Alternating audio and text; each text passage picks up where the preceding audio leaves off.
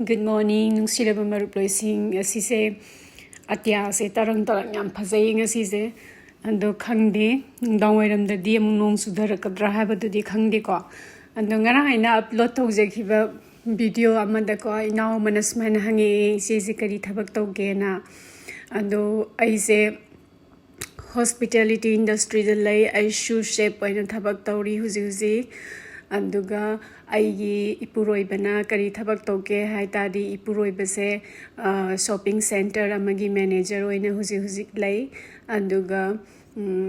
aigi sanupa na sahi kya surge class kya tamge hai tadi ma aigi sanupa se sahi tara mari sure anduga malje class 8 loire ko huzi koi india gi dahar class 8 moi gi dahar gana year 8 hai ko and loire aduga 9 ka doini handak sahi sida adu mayamna na question answer QA to biro o haibado ai huse QA to was a Paokhum kum na ba wahang mayam laitri ba ko adu mayamna hang meaning bado dum hang biro o ai kem kaide ai mathangi video upload torok pada dum ai dum khumjarake mayamna dum hang birak pado nung sise aise angarang le panga macha khar leiba ko aduido taw thomge anduga taw thomaga aise ngasise shopping mall da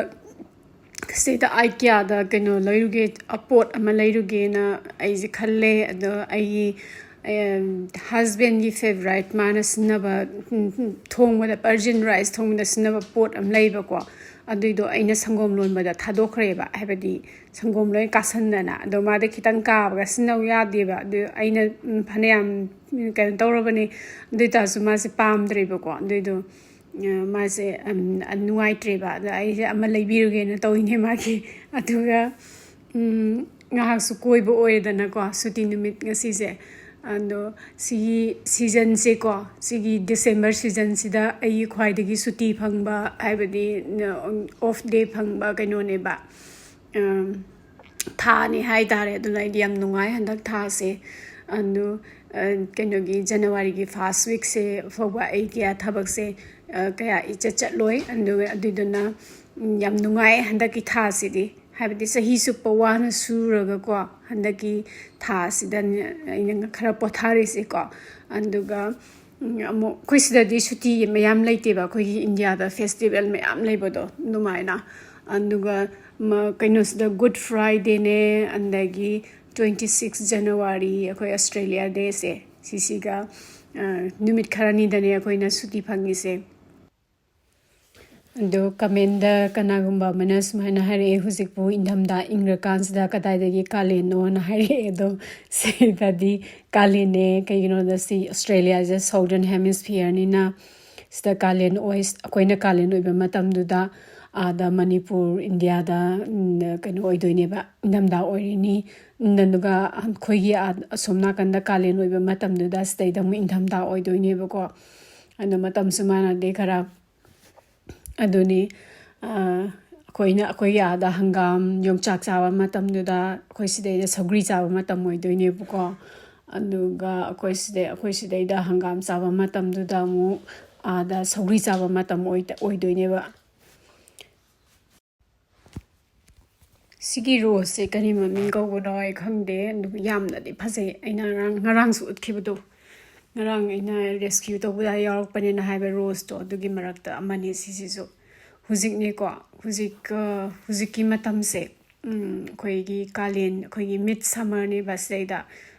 December sise aduga December da khoigi kaino se summer jam sang de basida khoi se lei bam pham se ken berada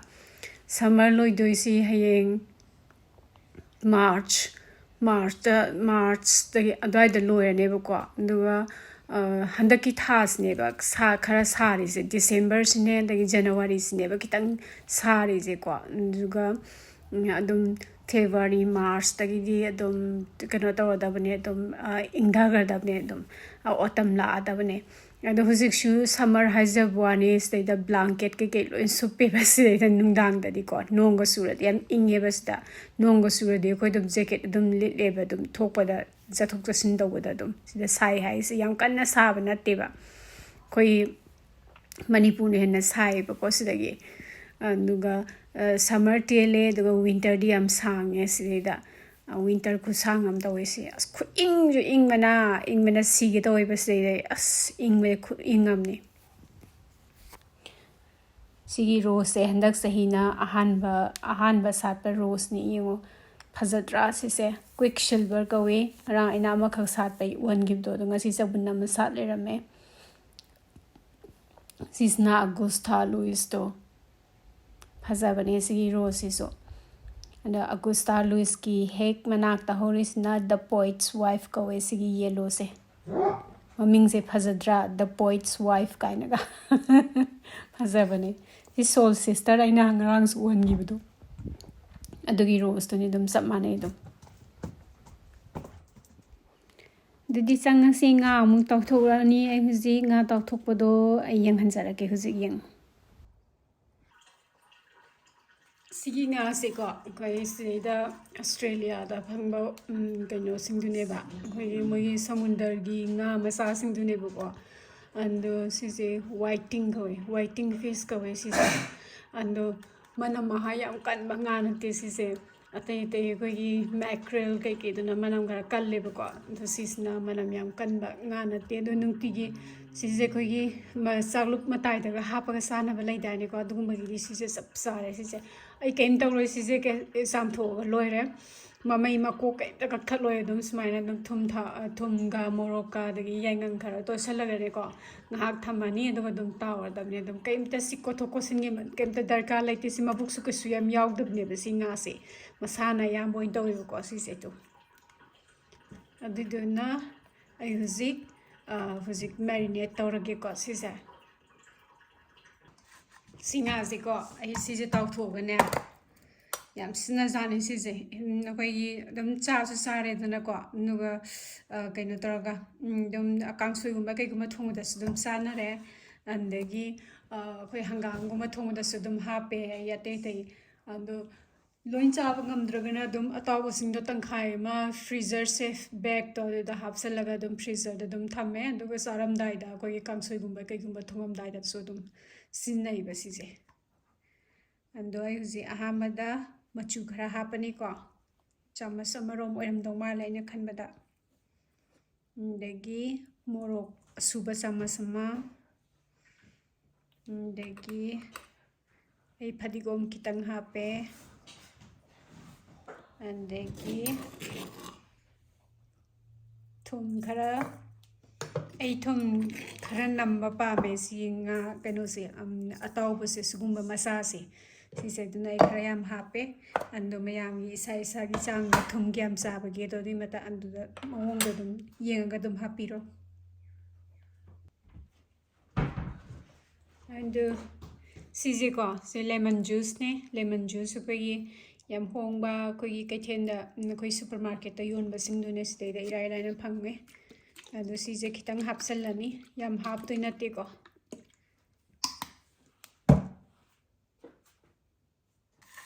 diga huzik phazana to khai birani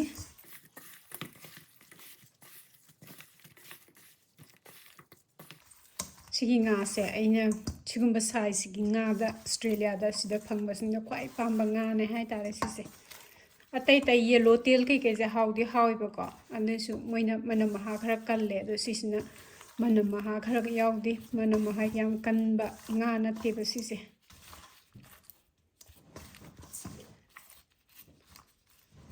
loire sima khum jalaga ing hat thamirani adum taw tho ani huji sigi khang se ko khununga hem tawi ba sinna ba sigi khang se ando yam chaw ba khang ni na te ba sise koi yen kg ama makhai mamung tan ni ba se salli se ando yam ba imungi di sise yare ko sise ke hanu khang di ai sise kaya moi isle da 12 inch 14 inch kana tawa yoli dana ko sise made in India ne ba ko koi asumna India gi notice asom da gi la ko ma le ba ko adiduga kaino da koi Australia gi sle da online nam da yolam ba da ai lai ba ne ba ko ado aina amuka mu achawa ma leigena amuka su check toeba ko same online da ado yauramdare hujikti amu out of stock oigreba ado aina leiba matamda sise yam tangna leihiba aduna aise mathang sahida yumda lakpada aise amuka su aise poraken khalline ai khara akemba khara hena kemna ngawusu yaure dagi khara mayai oirabna ngawusu yaure aina freezer da thamgadabdu yam kem handare ko aduga aina hujik chagadaba khaduna khara sida marakta kemba khara yaure se sidaiduna aina hujik nongnini sida sana baneba adu kharamna freezer da hapsan grani adu kharamna thammani dagi ai huji IKEA da satle IKEA da isanu paga satle aduga mase hujikni ko masma haiba ko ayukse kemda saraktiba mase yumdagi keke aduduna mana staida ma hana sarage na haiba ko adu hamana hala pizare. Would you like to say hello? Hello everyone. Is it tasty? Yeah.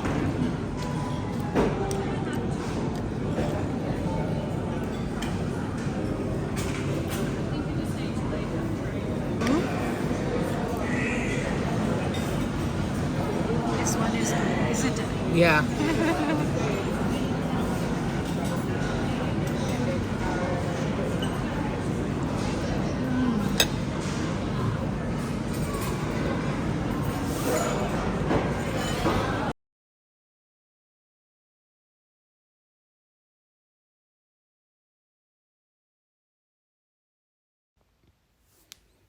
ando aise shopping ke toinge da video number se aise khara ikai jayeba ko khara uncomfortable oiba dagi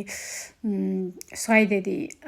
mina namma su ai khara uncomfortable oi ko diduna mina su kai khangadage mi ga leramadi ne admaina lakak taweba ai smaina video number se yamna confidence oina koisa chatlaga namba ngamba mina te ba idi aduni aina tawada khara dum number aina leigdaba pot ke khara number wadani nusi pot sine ba ko yam chawa pot na te medium size pot ne anduga si se yam nu su tangba pot na te aduga phasu phaiba quality su phaiba ko deiduna khoi hana su sinarame ba anu yam su sinaba nungai anu sak ke thongbai yam nungai ba ko anuga khoi sak saphuda thoning leidaine ko yamba siguma sigi saphu je natragana khoi cast iron gi kainogi Dutch oven pot da thong bane ba do simadi ka thogare do amung leibala isni do yusi leire dagi candle khara leire aduga ai kya da ge dum thole e khoi dum yam kuina lerak treba dum the IKEA gi hek ma sok lan thoga ko amu parking de akoi parking de dai kitang thodok pa darkar lai ko de ta su yam nakna na Costco jeng lai re ba de Costco de mana ta lai ni sta lai ni sida ching lor ga hal la se na ching lo ba sang ni ba ibani se shalin ga do mai yaw ring de la hu di ching je khara lum me ba ko dai da thamdok thamjin da do ka nuai da na ma pa na traga ma lak ni na ta ki khara smai to ni is da mabani yarakon nimita de ai dum pot aruma bakhal legale dun mabani dum haira bani ngasi kari aruma legi tab leyen dani ngasi de segi sieng ji to sieng sida ni ai ngasi leidoi se kesu yam leiroi si Thai jasmine rice ni si se thot laga hawi ba sieng nang leine lak pani dagi mu thau si se bora ke ho da snei ko si vegetable oil se adu si sum lai sale anduga akoi si ai se kaino ne ba nga lai ye na yeng ba ne ba ko andai da aina pam ba nga am ta yaw le andai gi da mo khoi dum yum da le nei ma pa si yum da le na phone tore aduna akoi bani so hallani aduna athuba matam da ai si yum yoraga yen thong ba mu yeng han jarake khara heirasi Music house halani house ko ong asadau ne ko is Manipur gi yen thong mo ko asadau na ta this all hauti haiba aduna asadau in happy day didi house sare me ku ka ba ubra si ja uiko thau sare thau je mai je kitang leidarani ko mai khusmaina ka khala ko matam sida duga jira khara hapirani jira ji isa isa gi changda de methi maru khara methi maru pam busyo I pam du busyo ko sikan thongbada to pam da de hapirno adagi tespata mana ani hum ai tespata je pik panina ani hum hai bani ko koi agi achau budo itadi tespata mana ani na dong ko na bani dong andagi onion as onion ne ina happy je slice tawraga yam chaw onion do ya khabai kai legre khabai adagi khabai na phasana khai birani anuga yang kui na ngau do na de minute manga mo do ngau ga yam ni onion se kitang thotor ko do thothot lor ko matam do dai do ngau birani andi daga ginger garlic asuba sing asuba legi kaino sanam asuba ai ginger se 1.5 inches ni anduga garlic na kaino garlic tara mo ram do ma lai na khanbada achoba cloves to ni ko si se apik apik panatte swai garlic se am chawe ba ado sugairaga hafsan birani ado sing je yaringe ai fresh asuboina hap na ba sing ga sanam ga je fresh asubo hapaga ne na manam nuksi bane ba ado moi swai da lebri ni je ka suyam khangde do si akoi di si je fresh asubo gi hapagi smaina chicken thongmagi mahau se koi da haina ramni na do fresh hap na hawe na khalle ba degi nei nei na okhai bir ot na ga doraga phazana ngobirani naga ngasai kaino se ginger ne garlic ne onion ne sije kitang slightly brown oirapado adai bawa thongmirani daga chicken kg aigi se chicken curry pieces to ni bone ni charu yawpado ni ando akhoi adadi dum chicken curry haraga bone in na dum oina na adu side di chicken curry haraga chicken je bone in na tabra na loina hangnai ba side di andagi sisna ai umorok se machet angkatang hape yam sai adu na kitang kaba sugar raga idum hapa bani tam negi matang sida matang makha on na minute tara mu phazana ngobirani adu ngode se ngasai chicken jina white machu on thorakpodo pink masu oiramada ya daibu matang do dum ngawraga dum yare medium flame da yang kuina ngawdrasu dum yai andegi aina se da hap to iba maru marang se ahanmada 1 teaspoon turmeric andegi 1 teaspoon ground red chili pepper andegi 1 teaspoon crushed black pepper andegi 1 teaspoon ground coriander andegi aimsi kaino do cumin ne coriander seeds ka roast toraga thamba kaino do ai maru marang do dido chamas ani makhai 2.5 hapani anduga kai hap tawa lengji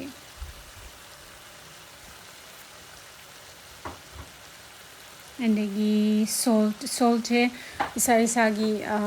yamna saba bagi isari matungina dum hap yai aigi khara yamna hapani kaino da huren mahi hap to ne mahi naira thong do ni dana mahi nai ba ne yam jorong law bu na te dum mayai oirap na dum mahi lang ba sang ba dum ai thong do ni na adum ai thong je khara kalap na hape huji matang sida is the meat masala kitang half ke yam de half roi and half teaspoon moiram dong ma le na khanbada andagi ai je handak di ai yum da sapada ko yum da tholok pada ai masan mayam porok to ni ai meat masala sna budui masan jina ha ba smana yen thong ba se ando yi machan loi thokre upai leite na patang sida half hiba kenu maru marang mayam sing do loina manung da chup channa ba ko khazana okhai ra ngobirani do aina hana so hagib do khoya da phangba yen singgi singya thoktabani do nei singhara sai sanbiyo na smaina ngori ngai das da disai sandra suya do masagi do mising dum thoe do matang sida tomato ama asogo tomato do ni ko adi do ka ba soiraga hapsale and tomato gi flavor palm da ba have the asma sigumba keno se sili lawa palm da ba oiga ta di टोमेटोसे हाप्ट्रसु याई कहीं कायदे अते आई हाप्तनसु मयाम थोंगे अदो ngasiदी आई टोमेटोसे मही यावरगा ngowradi ko अदो टोमेटोसे हाप खरा हावैबको अदुना आई हापबनी अदो मतांसदा मखुम खुमजनलगा minute 10 थोंगनी अदो स्माइना मखुम खुमजनलगा थोंगे मथमसे हांगदोक्तना ओटपीबा नततादी मखादे कासलकपनीबा अदो फ्लेम सु खरा लो खरा मीडियम लो अदाय मोय हंदीदना अदुगा ngowba अदो याम कुइना थोंद्रसु दुम परप अदुम थोंजलसु याय अदो खरा कुइनी ngowबसनदी मनुंगा थुम थाव चंगबा हेनबने स्माइना मही हात्रङिदा मुन्ना ngahoradi mahau thokpa हेनबने सि इंजांगसिदा नमतांगसिदा इन हाकिबे इसिंगजे 3 cups कुमबो ओइरमदौ माले अदो मयांगी क्याम लंगहनिंगी हाबदोदि दुम इसाइसागी मतुंगिले अदुगा खितंग ओखाइ बिरगा मखुम खुमजलगा 20 to 25 minutes mug थोंबिरनी अदुगा 20 to 25 minutes थोंगी मरक्तुदा को अमु हांगतोगा मरक्ता मथक मखा ओलगा थोंबियो अदो आइनि थोंगिसे मीडियम फ्लेम दने अदो ऐसे अवा फदिगोम लेदी अवा फदिगोम हापसगदबने मतांगसिदा अदो अलाइबक थीबदगी अवा फदिगोम लेट्रे अवा फदिगोम सिजु एशियन शॉप ते सत्रदी फंगदेबा अदो खांगजु पायरा सखिदोरे मनिंगसे सिगी स्टोव सिगा आई स्लेदा लेइबा गैस स्टोव सिगा खरा साना देबा दिदना खरा वाई सी स्टोव से थोंगबदा अदो सीजे वोक का स्टेन जो हापिने देतार सु मा खरा साना वाले दुना कोरंग कोरंग खरा नि ए मनिंगजे थोंगबदा खांग मनिंगसे अदो ngahak minute mangamu high flame da ngahak thonghalani borong borong sauraga अदुगा फदिगोम काबा सोइबा फदिगोम खरा साइसन बिरसी मतंग सिदा अदुगा फदिगोम से साइसनलगा फजाना ओखाइरगा मिनिट अमामु आई थोंगेनी अदुगा मिनिट अमामु थोंगा अदुम लोइरे अदुम मसिगी आई येन थोंबा सुती निमिति येन थोंबा लोइरे मतंग सिदा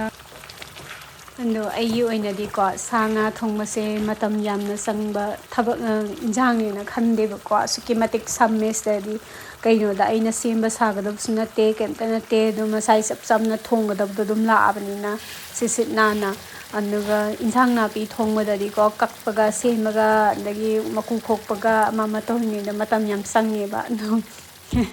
येन थोंबा दगी अतै तै सा थोंबसु जेंगोना मतम काइम संगदेबा हवाई थोंबगा येन थोंग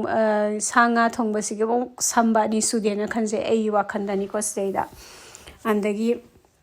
अखोइसना मो अखोइ इंडिया की सा इंजांगसना मो मतम खराबु संगेबको अंदगी स्वाइगी स्टिक कई थोंगनरिसे सिसे मोई सिदे मतम सुक चंगरे मिनिट 10 दा आइदी को पाइगी थोंग ngамमेबा खंगबा अदो लोइरे मतंगसिदा सेदा हुजी फदिगोम खितंग चाइसलनी फजनबा मथक्सिदा अदुगा क्यूकम्बर असोइबा खरा लै ओनियन खरागा दुजु हापसनबिरगा पिजथोनी अदो मतंगसिदा मयामदगी काइननबा या थंगनिजरी